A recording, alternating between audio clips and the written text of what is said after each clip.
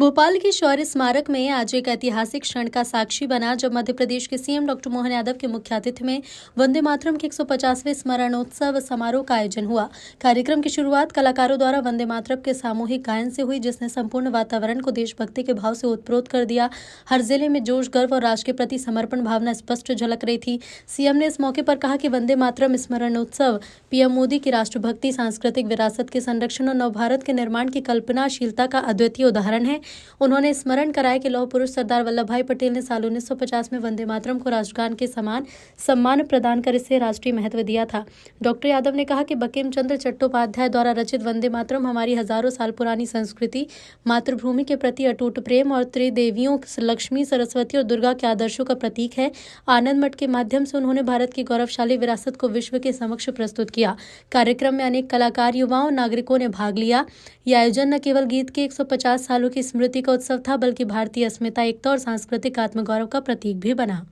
वंदे मातरम के 150वें वर्ष के स्मरणोत्सव में अभी हमने यशस्वी प्रधानमंत्री के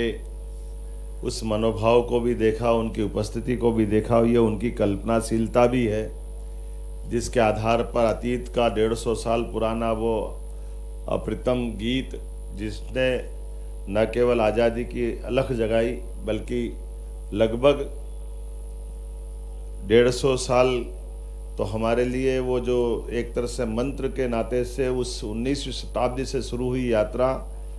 गुरुवर रविंद्रनाथ टैगोर ने 1896 में उसको स्वर दे करके पुनर्स्थापित करते हुए पूरे क्रांतिकारियों सहित सबके मन में जिस संकल्प की पूर्ति की, उसको बदलते दौर में हमने सबने भगत सिंह को फांसी के फंदे पे चढ़ते देखा,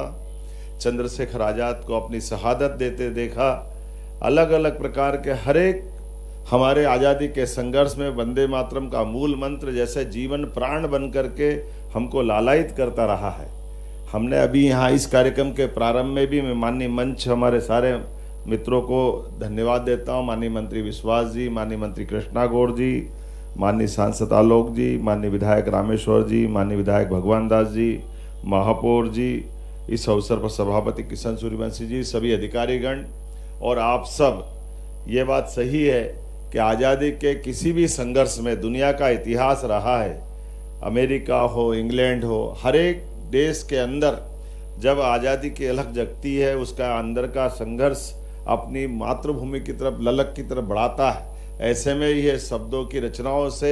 नए प्रकार का स्पंदन होता है, नए प्रकार के मन में संकल्प आते हैं और हर एक व्यक्ति अपने देश के उस मूल मंत्र के आधार पर राष्ट्रभक्ति के गीत से अपने गौरवशाली अतीत के, भविष्य के देश के लिए अपनी पहचान बनाता है। और यही कमोबेश हम हर एक देश के गीतों के साथ देख सकते हैं। अमेरिका का क्राइसिस वाला समय हो, इंग्लैंड का विद्रोह वाला समय हो, भारत का अपना, हमने जब यद्यपि वंदे मातरम का आनंद भी देखा, लेकिन इस कार्यक्रम के प्रारंभ में कदम कदम बढ़ाए जा, खुशी के गीत गाए जा, ये जो हमारे भी स्वरबद्ध रचना को हमारे पुलिस बैंड ने जो प्रस्तुत किया है, इस प्रस्तुत करने वाले गीत में ये हमारे आज़ादी के नेताजी सुभाष चंद्र बोस के उस आज़ाद हिंद फौज से जुड़ता हुआ दिखाई देता है। यद्यपि बनाया गया था दीक्षित जी ने गीत, बाद में कविवर राम सिंह ठाकुर जी ने इसको स्वरबद्ध करते हुए संशोधित रूप में दिया है। और ये आज़ादी का अपना अब एक तरह से संघर्ष वाले उस सारे दौर के दरमियान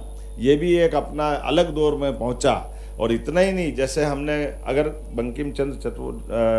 चट्टोपाध्याय जी की बात अगर करें तो ये संस्कृत के साथ जोड़ करके वर्णवाल जी ने सही कहा अपने भाषण में, लेकिन मैं उसी में ये बात भी बताना चाहूँगा, इस गीत की रचना में हमारी प्राचीन संस्कृति की त्रिदेवी कल्पनाओं को जोड़ने का प्रयास किया गया है, जिसके माध्यम से एक तरफ हम अपनी दुर्गा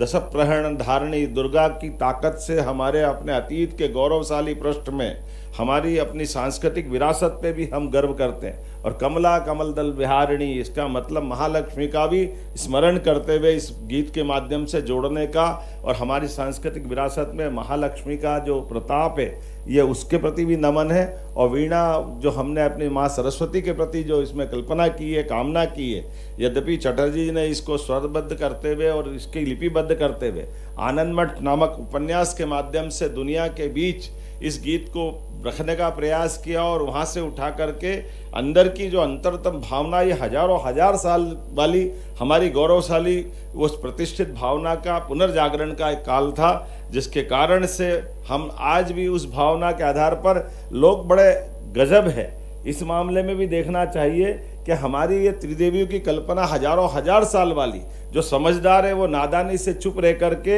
हमने इसके कष्ट भी, जब आज़ादी के अलख में जिस मंत्र के रूप में ये सबको एक तरह से आंदोलित करता था, लेकिन आज़ादी के बाद देश के साथ जब हमारा अपना गीत का अपनाने का मौका आया तो कहीं ना कहीं देश ने इसमें दिग्भ्रमित भूमिका अदा की। बड़े कष्ट के साथ कहना पड़ेगा, आज वो दोबारा दोहराने की जरूरत नहीं, लेकिन वो दर्द तो सबके मन में होगा ही, जिस मूल मंत्र के बलबूते पर आज़ादी के सारे संघर्ष में बड़ी भूमिका हुई। और वो हमारे गीत 150वीं जयंती के अवसर पर जब हम बात कर रहे हैं तो उस इतिहास को भी देश को जानने की आवश्यकता है। आज के इस अवसर पर मैं माननीय सरदार पटेल को पुनः स्मरण करना चाहूँगा, जिनका 150वां वर्ष है, जिन्होंने 1950 में फिर इस बात को भी स्थापित किया कि राष्ट्रगान और राष्ट्रगीत दोनों का महत्व होना चाहिए, और दोनों पूरे देश के अपनाते हुए एक तरफ हम जनगण मन पे गर्व करते हैं, एक तरफ वंदे मातरम पे भी गर्व करते हैं। आइए हमारी अपनी इस गौरवशाली अतीत को जानते हुए हम सब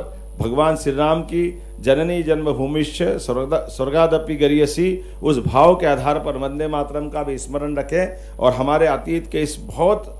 अक्षय नवमी 1857 में बनने वाले इस 1857 के आधार पर, माफ करना 1875 में बनने वाले गीत को 1857 की क्रांति से भी जोड़ करके देखें, जिसके कारण से भारत ने दुनिया का सबसे बड़ा गणतंत्र दिया, भारत की गौरवशाली अतीत पे हमको गर्व करने का मौका मिला। मैं प्रधानमंत्री जी को पुनः धन्यवाद देना चाहूँगा, जिन्होंने आधुनिक तकनीकों के माध्यम से भी पूरे देश को ऐसे सारे विरासत के गर्व करने वाले मौके भी दिए। जब हम 150वीं जयंती सरदार वल्लभ भाई पटेल की मना रहे हैं तो हम अपने वंदे मातरम पे भी गर्व करते। पूरे वर्ष के विविध कार्यक्रम जो इस 7 नवंबर से प्रारंभ होकर के 7 नवंबर 1926 तक चलेगा, 25 से प्रारंभ हुई यात्रा, जिसको अभी हम अपने 10 दिन के विविध कार्यक्रम में देखेंगे, फिर 26 जनवरी के आसपास, फिर 15 अगस्त के आसपास, और वापस 7 नवंबर 1926 के आसपास 2026 के आसपास इस पे फिर वापस बचे हुए पूरे कार्यक्रम करते हुए पूरे साल की यात्रा संपन्न होगी। मेरी अपनी ओर से आज इस अवसर पर बैठे हुए सभी सज्जनों को, सभी बहनों को, पत्रकार साथियों को, आगंतुक अतिथियों को बधाई, बहुत बहुत धन्यवाद।